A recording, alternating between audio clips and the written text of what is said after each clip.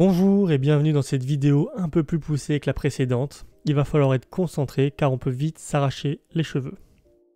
Dans la vidéo précédente, on a vu les tableaux à une dimension et dans celle-ci, nous allons voir les tableaux à deux dimensions.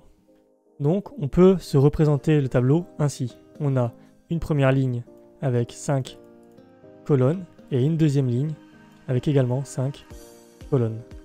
Donc maintenant, ce qu'on veut, c'est remplir notre tableau. On veut mettre des valeurs dans chacune des cases. Donc on va refaire comme dans la vidéo précédente et on va ajouter nos accolades dans lesquelles on va mettre nos valeurs. Donc cette fois, pour ce faire, on va faire comme si on remplissait notre premier tableau, celui-là. Alors on va remettre des accolades, voilà, ça veut dire qu'on est dans le premier tableau et on va mettre nos valeurs. Donc 1, 2, 3, 4, 5. Après, on va mettre la virgule pour renseigner le deuxième tableau. Et on remet à la suite des accolades. Et là, on met les valeurs de notre deuxième tableau. On va mettre 5, 4, 3, 2, 1. Donc maintenant, on a bien notre tableau qui est rempli avec les valeurs comme sur ce schéma. Et on va vérifier ça tout de suite en l'affichant dans la console. Donc, pour afficher dans la console chaque valeur du tableau, il va falloir parcourir chaque ligne et chaque colonne. Donc pour ce faire, on va créer une première boucle for qui va servir à parcourir les lignes. Donc on va faire un entier qu'on va appeler i et qu'on va mettre à 0. Qu'on va dire i inférieur à 2, car il y a deux lignes. On va faire i++.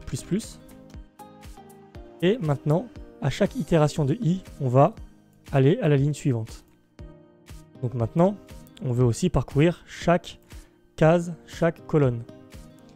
Donc on va faire une deuxième boucle for qui servira à parcourir les colonnes. Donc int j égale 0 car on veut commencer à la première colonne. J inférieur à 5 car on a 5 colonnes. J++ car on veut parcourir chaque colonne.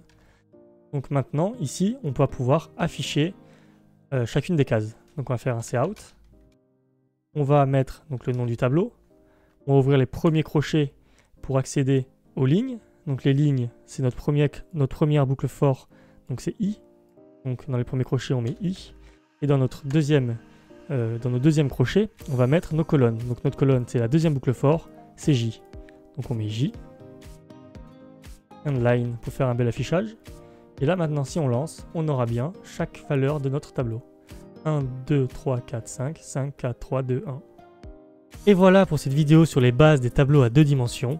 On se retrouve très vite pour une nouvelle vidéo sur les tableaux dynamiques.